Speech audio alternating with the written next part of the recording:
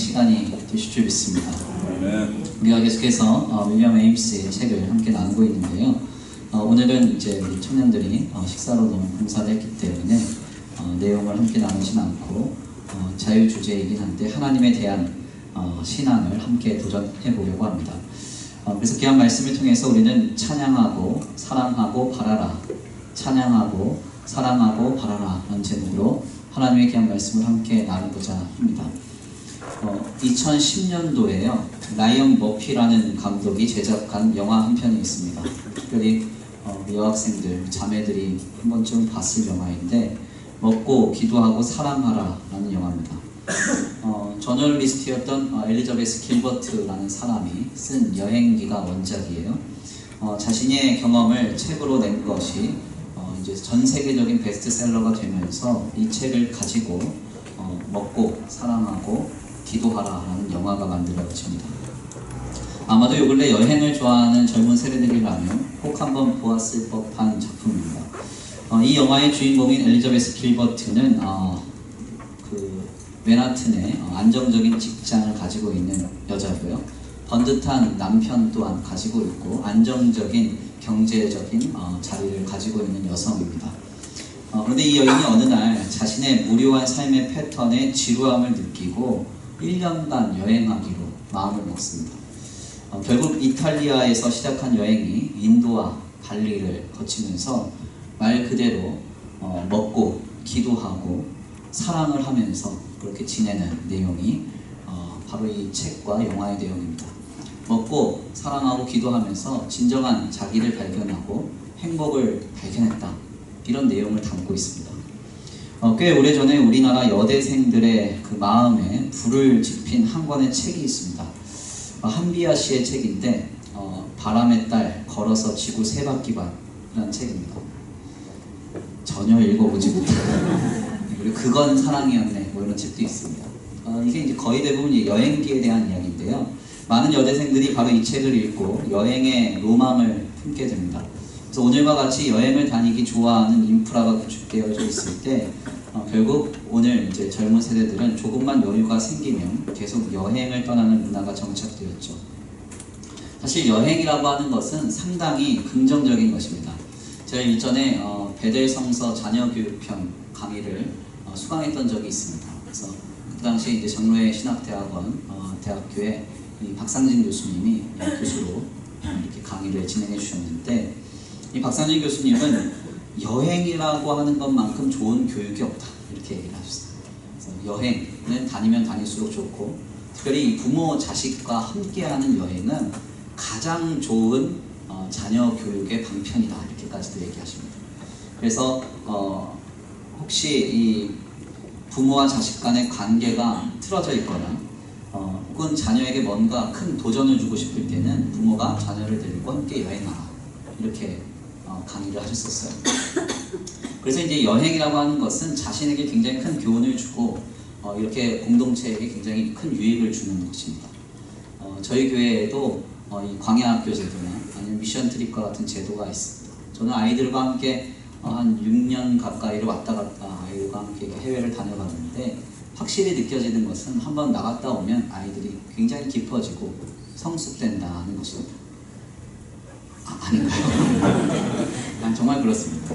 정말 이제 별 볼 일 없었던 아이들이 이제 계속적으로 많은 걸 경험하다 보면은 아이들이 이해하는 그 깊이가 좀 달라지고 세계관도 굉장히 넓어지는 것을 보게 됩니다. 문제는 오늘날 많은 젊은 세대들이 왜 자꾸 여행을 선호하는가, 이 문제가 있습니다. 물론 제가 오늘 조금 의도한 건 아닌데 우리 교회 이제 전민정 자매가 다음 주에 여행을 떠나기 때문에 설교하기가 굉장히 좀 부담스러운데요. 잘 다녀오시길 축복합니다. 정지하는 건 아닙니다. 사실 요 근래 이제 젊은 세대들을 중심으로 한 여행 문화에는 내적 공허가 좀 문제로 전제되어 있습니다. 제가 아는 한 형제도 5년 동안 중소기업을 다니다가요, 그만두고 모은 모든 돈을 가지고 지금 1년 동안 놀러 다닙니다. 계속 세계 여기저기 다닙니다. 근데 살이 얼마나 쪘는지 엄청나게 살이 쪘고, 좀 한심하긴 한데 중요한 건 뭐냐 하냐면 왜 그렇게 하고 다니느냐 봤더니 이 내적인 공허가 있습니다. 뭔가 이렇게 마음이 고독하고 공허한 거예요. 그거를 채우려다 보니까 여행이라고 하는 도구를 사용하고 싶었던 것입니다. 설교 서두에 말한 엘리자베스 길버트 역시도 동일한 문제였습니다. 반복되는 일상 속에서 그리고 안정적인 삶 속에서 무언가 부족함을 느낀 겁니다. 결국 엘리자베스는 발리, 그러니까 이탈리아 그리고 인도를 거쳐서 발리라고 하는 곳에서 명상과 요가 그리고 그곳에서 사랑을 하면서 자신의 내적인 공허가 해결되었다고 말합니다. 특별히 그곳에서 만난 한 남자를 통해서 진정한 사랑을 경험하게 되었다고 말하는데요. 이것이 이제 이 영화의 마지막 장면입니다. 근데 문제는 이 여인이 유부녀였다는 게 문제. 이해가 잘 안 되셨나요? 남편이 있어요. 있는데 여행을 다니다가 진정한 사랑을 만났다. 무슨 말 하는 건지 잘 모르겠어요. 진정 현대인들에게 여행은 내적인 공허를 해결해 줄 수 있는 도구인가, 활력소인가? 그렇지가 않습니다. 먹고 기도하고 사랑하라의 저자의 경우로 한번 돌아가 보겠습니다. 그 엘리자베스는 마이클 쿠퍼라는 사람과 본래 결혼한 사람이었습니다. 그런데 1년간의 여행을 통해서 새 사랑을 만났다고 말하면서 8년 동안 유지했던 결혼 생활을 깨트려 버립니다. 그러니까 그 상대한테는 굉장히 큰 충격을 준 거죠. 그리고 발리에서 만난 누니스라는 사람과 결혼을 하는데요. 이 누니스라는 사람하고도 영원히 사랑할 것 같았지만 12년 만에 또 이혼을 합니다. 즉 그녀는 자신의 여행을 통해서 여행기를 남기고 베스트셀러의 작가가 되어서 명성과 부 그리고 사랑까지 얻었지만 결국은 또다시 가정이 깨어지는, 결국 내적인 공허가 계속적으로 그 여인을 어렵게 만드는 상황에 이르게 되는 것이죠. 사실 인간이라는 존재는 죄로 인하여서 결핍된 존재라고 성경은 말합니다. 그래서 아무리 많은 돈을 벌든 누군가에게 사랑을 받든 혹은 환경과 형편이 좋아지던 간에 항상 인간은 공허함과 고독을 느끼는 존재입니다. 주변에 혹시 승승장구하는 사람들이 있다면 그 사람들의 이야기를 들어보세요. 우리 생각에는 저 사람은 마냥 부럽고 마냥 좋은 환경이니까 그냥 대단하다 그럴 것 같지만 그 사람들의 마음은 공허합니다. 뭔가 비어 있습니다. 항상 그래서 아무리 성공하고 아무리 형통한 사람들이라도 그들의 화려한 삶 이면에는 영혼의 침울의 문제가 있습니다. 왜 그런가 하냐면 하나님께서 죄로 인하여 인간을 결핍되게 만드셨을 때 하나님이 없이는 만족함을 누리지 못하게 주님이 만드셨기 때문에 그렇습니다. 죄로 인하여서 인간은 결핍된 존재가 되었습니다. 그러면 인간에게 무엇이 필요한가? 돈이 필요한가? 사랑이 필요한가? 여행이 필요한가? 그게 아니라 하나님이 필요하다는 것이죠. 아멘입니까? 하나님이 오시면 인간에게 있는 공허와 고독은 사라지고 만족과 행복이 찾아오는 것입니다. 그래서 하나님과 함께하고 그의 은혜 안에 거하는 것이 상당히 좀 중요합니다. 왜 하필 앞에 앉아가지고 되게 신경 쓰이게 여행 잘 다녀오시길 여행보다 하나님이 필요합니다. 계속 얘기는 해야 되겠네요. 아무튼 그런데 여기까지 우리가 말씀을 나눌 때 그럼 이런 질문을 할 필요가 있습니다. 하나님과 함께하고 그의 은혜 안에 거할 때 우리는 만족함을 누리게 되는데요. 중요한 건 이걸 어떻게 하냐는 것이죠. 어떻게 하냐. 윌리엄 에임스가 신학의 정수라는 글, 특별히 3과에서 신앙은 지식과 의지의 영역이다 이렇게 말했습니다. 그러니까 우리가 인간은 하나님 없이는 만족함을 누릴 수가 없구나. 하나님이 없이는 이 영혼의 침울 그리고 고독과 공허의 문제를 해결할 수 없구나 깨달았다면 그 다음은 신앙의 영역에 의지의 영역으로 넘어갑니다. 우리가 해야 할 것이 있다는 것입니다. 신앙이란 지식과 의지의 것이기 때문에 우리가 지식적으로 하나님과 함께 해야 우리 안에 공허가 사라지고 그의 은혜 안에 거해야 우리 고독의 문제가 해결됨을 알았다면 이제 의지의 영역에 대한 것을 도전해야 합니다. 바로 이러한 관점에서 오늘 본문은 우리에게 큰 깨달음을 줍니다. 시편 31편은 다윗의 시편이에요. 이 시편은 다윗의 상황을 전제하는데 이는 굉장히 다윗에게 있어서 고통스러운 상황이었습니다. 얼마나 그가 고통 가운데 있었는가. 특별히 시편 31편 9절에서 10절을 보면 그 고통에 대해서 자신이 명확하게 설명하는 내용이 나옵니다. 우리 함께 다 같이 봉독해 올릴까요? 시편 31편 9절에서 10절입니다. 함께 봉독합니다. 시작. 여호와여 내가 고통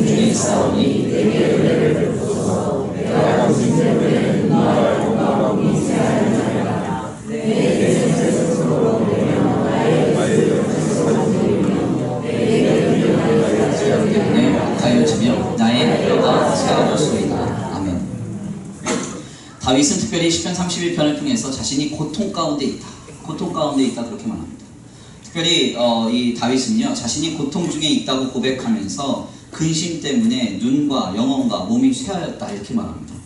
또한 슬픔으로 인해서 기력이 쇠하고 뼈가 쇠하는 상황이라고 말합니다. 여기서 쇠하다라는 히브리말 아쉐쉬는 없어지다 이런 뜻입니다. 그러니까 얼마나 고통스러웠는지 뼈가 없어지는 것 같다. 기력이 아예 없어지는 것 같다. 이렇게 말하고 있는 것입니다. 이때 다윗은 어떻게 할까요? 그때 14절에서 16절 말씀을 좀 살펴보면 더욱 주님을 의지하고 주님과 함께하기를 간절히 간구합니다. 14절에서 16절인데요. 우리 함께 다같이 봉독해 올립니다. 오늘 본문 말씀 2절 말씀 14절에서 16절입니다. 시작. 말하기를 주는 내 하나님이시라 하였나이다. 나의 앞날이 주의 손에 있사오니 내 원수들과 나를 핍박하는 자들의 손에서 나를 건져주소서. 주의 얼굴을 주의 종에게 비추시고 주의 사랑하심으로 나를 보호하소서. 아멘. 14절에서 16절 말씀에 따르면 다윗은 자신의 고통의 문제를 인정하면서 분명하게 이렇게 말합니다.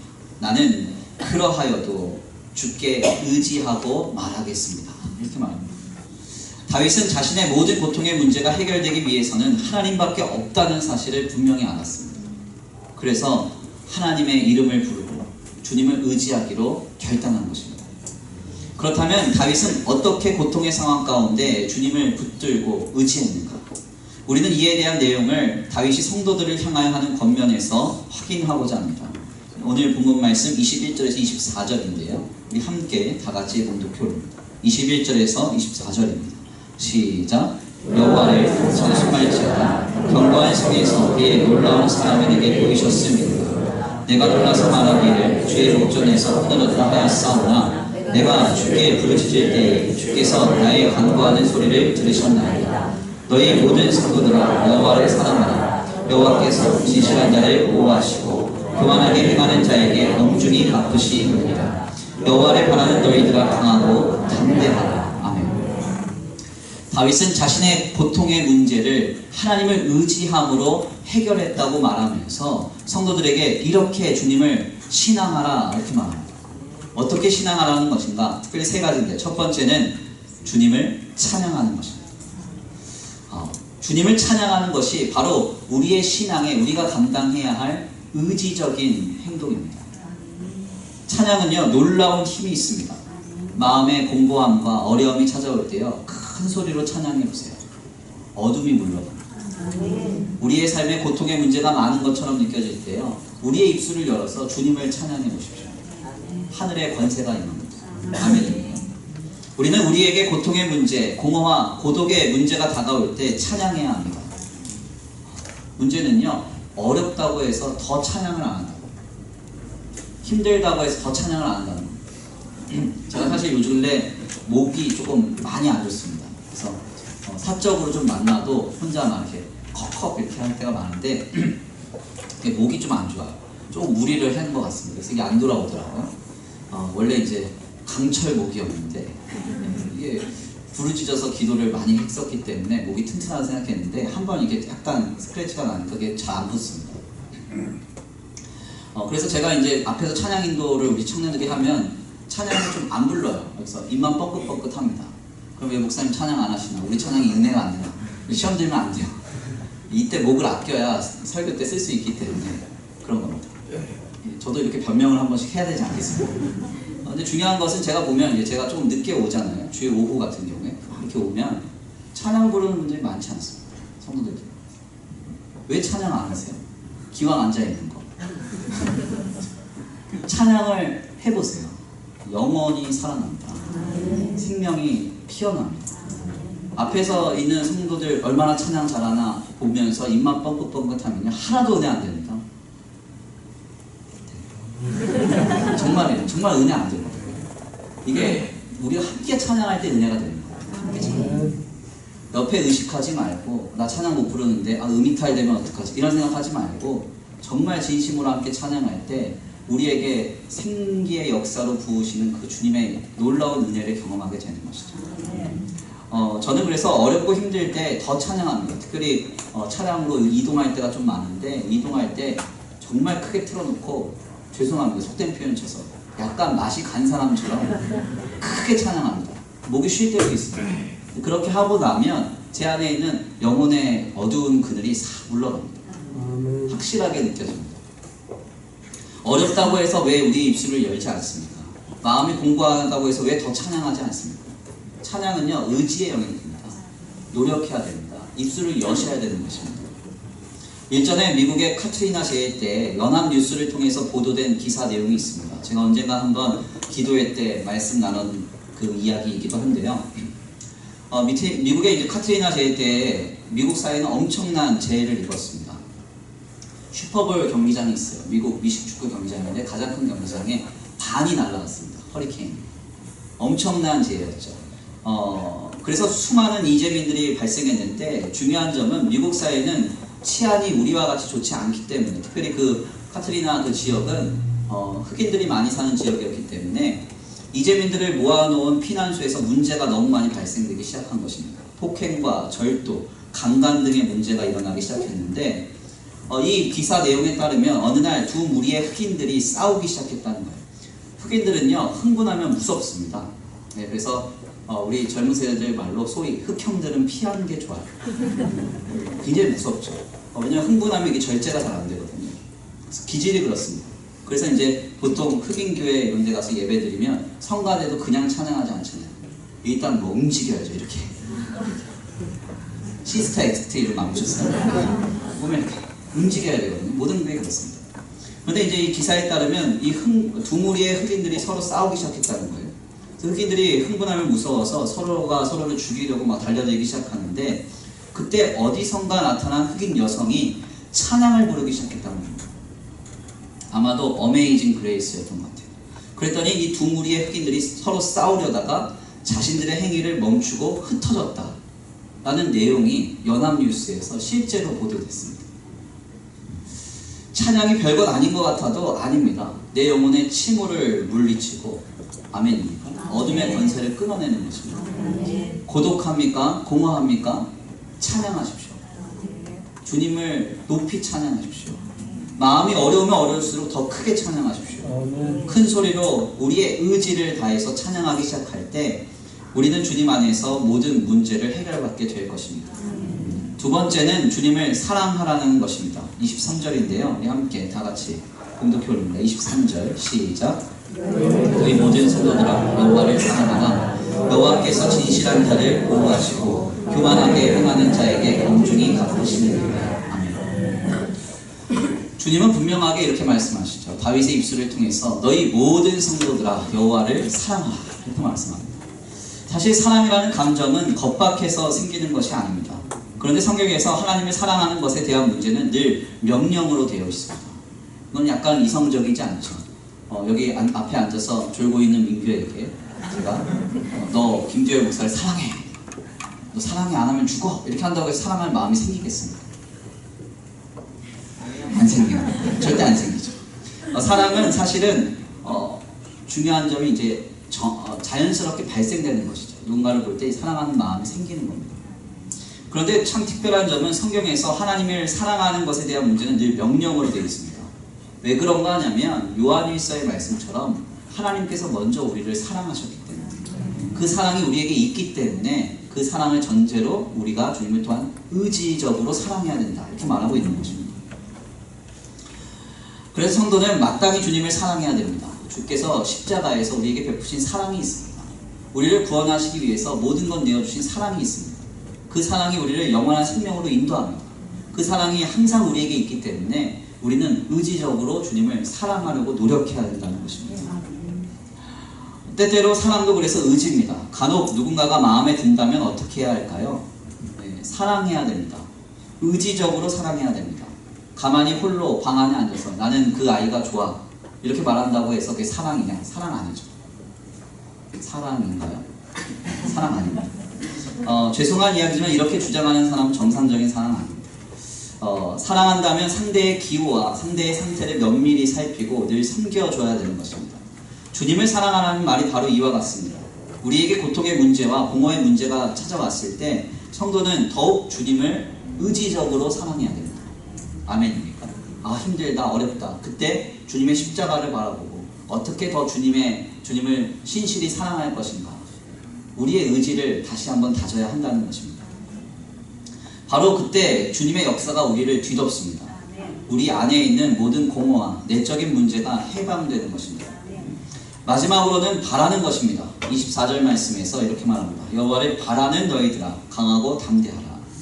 여기서 바란다라는 이 말은 주님을 소망한다는 것입니다. 고통과 공허의 문제가 우리에게 다가와서 우리의 마음을 어렵게 할 때 우리는 주님을 소망해야 합니다. 여기서 중요한 점은 우리가 소망하는 것이 주님이 하실 일을 소망하는 것이 아니라 주님 그 자체를 소망해야 한다는 것입니다.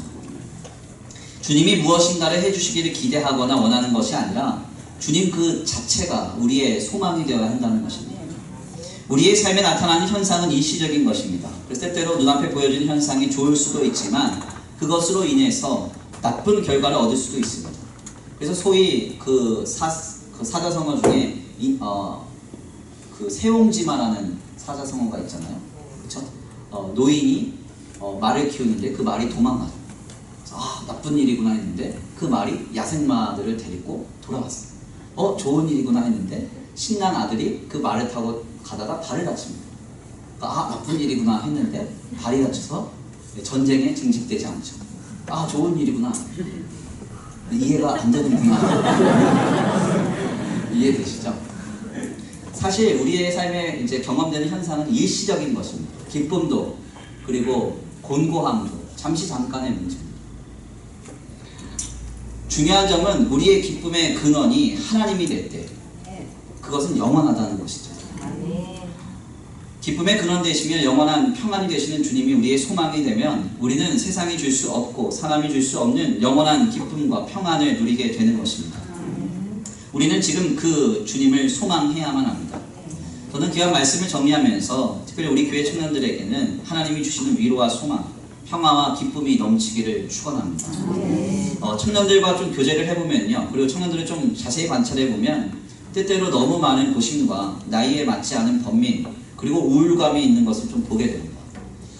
사실 제가 볼 때 참 좋은 환경에서 자라고 있는 아이들인 것 같은데 때때로 좀 많이 우울하고 또 많은 번민에 고민되는 그런 모습들이 좀 있습니다. 사실 이것은 인간 본연의 문제입니다. 이러한 결핍은 주님이 우리에게 오셔야만 해결됩니다. 돈도 해결할 수 없습니다. 명예도 해결할 수 없습니다. 여행도 해결할 수 없습니다. 그러나 잘 다녀오시기를. 그 어떤 것도 우리에게 영원한 해결을 줄 수는 없습니다.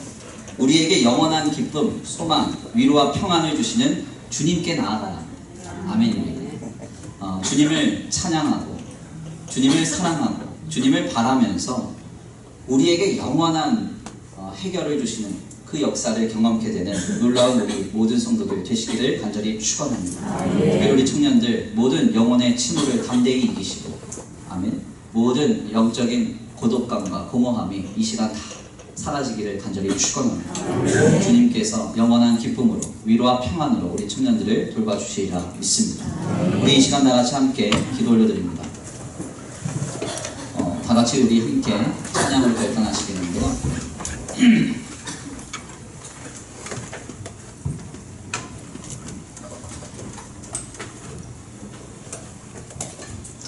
아무것도 두려워하지 말라 찬송하겠습니다.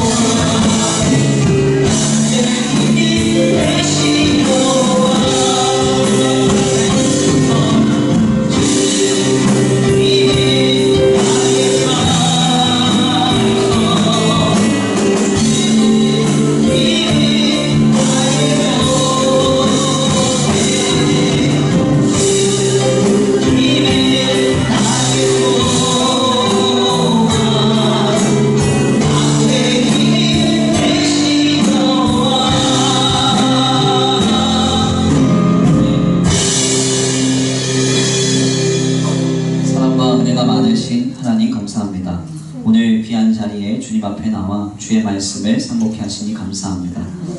다윗은 기력이 쇠하고 뼈가 쇠하는 상황 속에서 주님을 온전히 의지하고 붙들었습니다. 그리고 그 자리에서 일어나 주님의 역사를 경험하고 담대히 성도들을 향하여 권면하기를 너희는 오직 여호와를 사랑하고 여호와를 바라고 여호와를 찬송하라 말씀합니다. 주님, 우리도 이와 같이 오늘의 삶을 살아내기를 원합니다.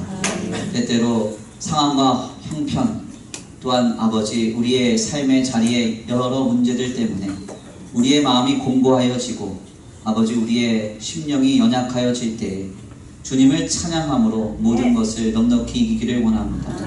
힘들고 어려울수록 더욱 의지적으로 주님을 사랑하면서 주님을 바라면서 아버지 모든 것을 견디고 이겨내기를 원합니다. 주님, 이 길에 넉넉히 설 수 있도록 우리에게 성령으로 충만한 은혜를 부어 주시옵시고, 하나님, 우리가 찬양할 때 하늘 문이 열려서 모든 악한 것이 다 끊어지며 아버지 모든 악한 것들이 다 소멸되는 역사가 있게 하여 주시옵소서.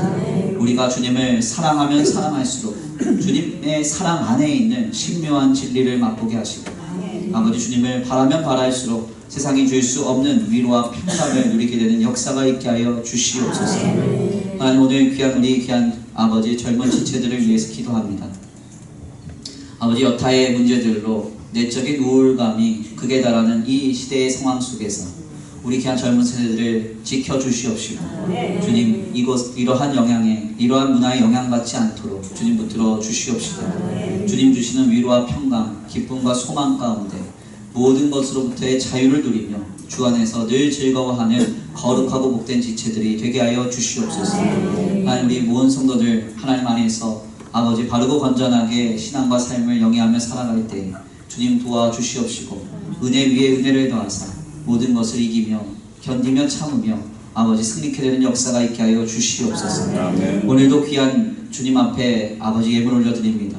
이 예물 쓰여지는 곳곳마다 영혼과 생명 살아나게 하시고, 주의 복음과 주의 말씀을 위해서, 주의 나라를 위해서 가장 먼저 쓰임받는 복된 예물 되게 하여 주시옵시되, 드려진 손길 위에 복의 복을 더하시고 하나님의 나라를 위해서 아버지 아름답게 세워지고 복을 받는 가정과 생업 되도록 역사하여 주시옵소서.